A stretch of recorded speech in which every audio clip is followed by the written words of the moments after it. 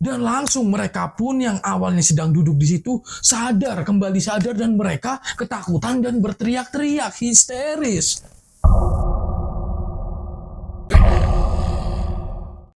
Assalamualaikum warahmatullahi wabarakatuh. Kembali lagi dengan saya Doni Free di channel Sudut Malam. Jadi di cerita kali ini itu narasumbernya yang langsung datang ke sini. Si narasumber ini adalah saudara dari orang yang nanti kita akan ceritakan di kisah ini. Tetapi seperti biasa, nama, tokoh, dan tempat kejadian sudah saya samarkan demi keamanan dan kenyamanan bersama. Tidak usah panjang lebar lagi, kita langsung ke ceritanya.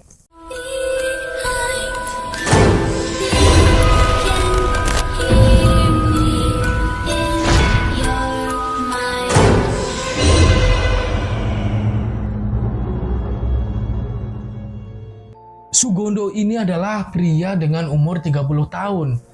Dia merantau di salah satu kota besar dan dia bekerja di proyek atau di bangunan. Jadi kali ini si Sugondo ini pengen pulang, tapi dia pengen pulang ke kampung halamannya bukan karena rindu dengan suasananya atau dengan keluarganya, melainkan dia ada misi. Tanda petik ya, dia ada misi. Dan ternyata si Sugondo ini pulang karena dia sudah berjanjian dengan teman wanitanya yang dikenal melalui ponsel. Pada saat itu belum ada BlackBerry Messenger ataupun WhatsApp. Jadi pada saat itu mereka hanya berkomunikasi melalui SMS. Karena setiap kali si cewek ini pengen ditelepon oleh si Sugondo, dia tidak menghendaki itu. Sebut saja Santi. Santi ini adalah teman wanita dari si Sugondo. Singkat cerita, si Sugondo pun sudah sampai di kampung halamannya. Dan pada malam harinya dia akan bertemu pertama kalinya dengan si Santi. Dia akan bertemu di salah satu tempat yang hits banget atau yang beken banget pada zaman itu. Dan dia bertemu pada malam hari. Akhirnya si Sugondo ini pun bertemu dengan si Santi. Dan si Santi ini ternyata berhasil membuat si Gondo jatuh hati. Betapa bahagianya Gondo pada saat itu karena dia baru pernah dekat dengan wanita. Padahal dia sudah berusia 30 tahun. Singkat cerita, setelah pertemuan itu, si Gondo pun memberanikan diri untuk mengungkapkan perasaannya kepada si Santi. Dan ternyata si Santi pun merasakan apa yang dirasakan oleh si Gondo. Akhirnya mereka berdua pun berpacaran. Hari-hari berikutnya pun mereka berdua itu semakin tambah lengket. Dan mereka pun semakin sering bertemu. Tetapi saat si Gondo ingin datang ke rumahnya si Santi, Santi tidak menghendaki itu. Gak usah mas, gak usah main ke rumah. Udahlah, kita ketemu di sini aja. Dan Sugondo tidak merasa curiga akan hal itu. Mereka itu selalu bertemu di tempat yang sama pada jam yang sama pula, yaitu pada jam 9 malam sampai jam 11 malam. Dan sampai akhirnya pun Santi menuntut kepada si Gondo bahwa ia ingin melanjutkan hubungannya ke jenjang yang lebih serius. Dan ditanggapi dengan senang hati oleh si Gondo. Karena Gondo sendiri sudah berusia 30 tahun. Dan untuk ukuran pria dewasa di kampung, umur 30 tahun itu seharusnya atau rata-rata sudah mempunyai istri dan mempunyai anak. Dan akhirnya si Gondo pun meminta waktu kepada si Santi. Dek, beri aku waktu 3 bulan ya, untuk aku mengumpulkan segala modalnya agar aku bisa cepat melamar kamu, Dek. Ya udah mas, gak apa-apa mas. Tapi beneran ya mas lamar aku ya. Iya dek, kamu tenang saja. Dan pada saat itu, Gondo itu baru pernah merasakan pacaran pertama kalinya, yaitu dengan si Santi tersebut. Dan akhirnya pun Gondo kembali ke kota besar itu. Si Gondo itu kembali bekerja. Dia berniat bekerja 3 bulan untuk mengumpulkan modal untuk proses lamaran dia dan si Santi. Singkat cerita, pada hari ini adalah hari di mana mereka berdua akan melangsungkan prosesi lamaran tersebut. Si Gondo pun sudah sampai rumah pada dini hari. Dan pada sore harinya si Gondo pun sudah berpamitan kepada keluarganya, sekalian mengajak semua keluarganya untuk ikut di acara prosesi lamaran si Gondo dan si Santi ini. Waktu sore pun datang. Akhirnya Gondo dan keluarganya pun langsung berjalan menuju rumah si Santi. Keluarga Gondo sendiri membawa 2 rombongan dengan mobil yang berbeda. Dan di tengah perjalanan ternyata ada kendala. Karena si Gondo sendiri tidak tahu alamat dan tempat di mana si Santi itu tinggal. Akhirnya pun semua keluarganya menyalahkan si Gondo. Kamu gimana dok? Udah pacaran lama kok nggak tahu tempat tinggalnya? Memang kamu nggak pernah ke rumah Santi? Nggak pernah bu, pak. Lah terus gimana ini? bentar ya Bu, aku telepon Santi dulu. Akhirnya Gondo pun menelpon Santi, tetapi Santi tidak mengangkatnya. Tapi tanpa diminta, si Santi ini langsung mengirimkan tempat alamat di mana ia tinggal. Akhirnya rombongan pertama pun langsung melanjutkan perjalanan. Dan rombongan kedua ternyata sedang mengisi bensin. Dan ini ada kendala lagi. Ketika mobil rombongan yang pertama datang, mobil kedua pun tidak tahu di mana alamatnya si Santi. Akhirnya si paman Gondo ini yang berada di mobil rombongan kedua pun menelpon si Gondo. Dan akhirnya Gondo memberitahukan alamat si Santi. Terkonfirmasi, ternyata rombongan Gondo, rombongan mobil yang pertama sudah sampai di rumah dari si Santi. Akhirnya rombongan mobil kedua pun ikut menyusul setelah ia tahu di mana alamat rumah si Santi.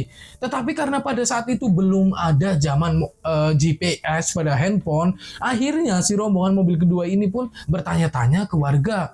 Dan ketika salah satu keluarga si Gondo ini yang berada di rombongan mobil kedua tanya kepada warga, warga pun bingung. Karena alamat yang ditanyakan itu adalah alamat tanah kosong. Dan di situ adalah kuburan. Tetapi keluarga si Gondo ini atau rombongan mobil kedua tidak percaya. Akhirnya mereka putuskan untuk berjalan kembali dan sampai nanti menemukan orang mereka akan bertanya lagi. Dan ketika mereka bertanya di orang kedua, ternyata benar. Orang kedua pun menjawab dengan sama. Kalau alamat yang ditunjukkan itu adalah alamat tanah kosong. Dan di sebelahnya adalah kuburan.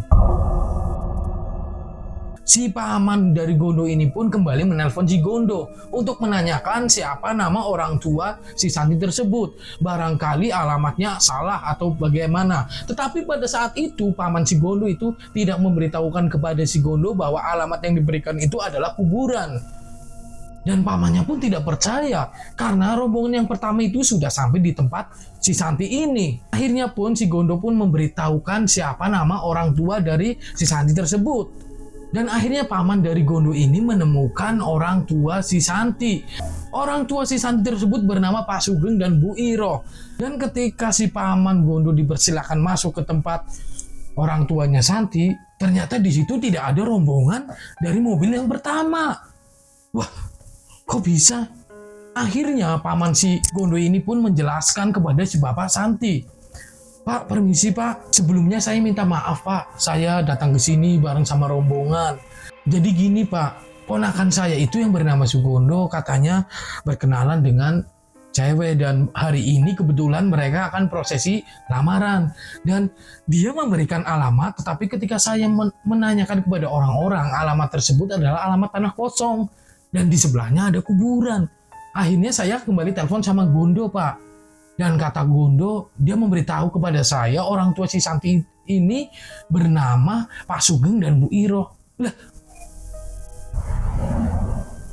kalau itu betul Pak, saya Pak Sugeng dan ini Bu Iro. Anak saya juga bernama Santi. Lah itu Pak, katanya tadi Gondo itu sudah sampai di lokasi. Tetapi ketika saya sampai di sini, kok bahkan rumahnya sepi Pak. Aduh gini Pak, maaf sebelumnya Pak. Saya punya anak bernama Santi, tetapi dia udah meninggal 3 bulan yang lalu, Pak. Akhirnya rombongan itu pun terkejut semuanya. Warga setempat pun ikut berbondong-bondong ramai datang ke tempat Pak Sugeng karena mendengar cerita itu. Lalu salah seorang dari warga menanyakan alamat yang dikirimkan oleh si Gondo. Paman dari Gondo ini pun memberikan alamatnya. Dan benar itu adalah alamat tanah kosong yang sebelahnya itu memang kuburan. Dan di situ pun mereka mulai panik dan mulai ketakutan. Akhirnya paman dari si Gondo ini pun menelpon Gondo. Dan di saat itu warga berkumpul di situ. Dok, kamu udah di mana? Ini loh Lek, Gondo udah di tempatnya si Santi. Gimana rombongan berikutnya Pak Lek? Kok belum nyampe-nyampe? Di situ pun mereka semua merasa kaget dan bingung. Tanpa menjawab pertanyaan dari si Gondo, akhirnya pamannya pun langsung mematikan teleponnya. Salah seorang warga mengajak mereka semua untuk menuju ke alamat tersebut. Dan bapak dari si Santi ini akhirnya pun ikut. Mereka menuju ke alamat yang diberikan oleh si Gondo ini. Sesampainya di sana, memang terlihat ada mobil dari rombongan si Gondo. Tapi setelah mereka mengecek, di tanah kosong tersebut tidak ada Gondo dan rombongan yang pertama. Akhirnya warga setempat beserta bapak dari si Santi dan paman Sugondo dan keluarganya pun mencari di tanah sebelahnya, yaitu kuburan. Dan di situ terlihat benar-benar terjadi bahwa Gondo, orang tua Gondo dan rombongan yang pertama sedang duduk di kuburan. Dan akhirnya pun semua warga datang ke tempat mereka itu dan memberitahu mereka bahwa kalian ini duduk di tanah kuburan. Dan langsung mereka pun yang awalnya sedang duduk di situ kembali sadar dan mereka ketakutan dan berteriak-teriak histeris. Akhirnya setelah itu pun mereka semua diajak mampir ke rumah Bapak Sugeng. Dan Bapak Sugeng pun memberikan penjelasan kepada Gondo dan semua keluarga Gondo bahwa si Santi ini menjadi korban kecelakaan tabrak lari dan dia sudah meninggal 3 bulan yang lalu. Betapa histerisnya Gondo ketika Gondo mendengar kenyataan itu. Dan akhirnya pun seluruh rombongan kembali pulang ke rumah Gondo. Dan sampai pada akhirnya si Gondo ini pun stres dan dia sampai meninggal dunia.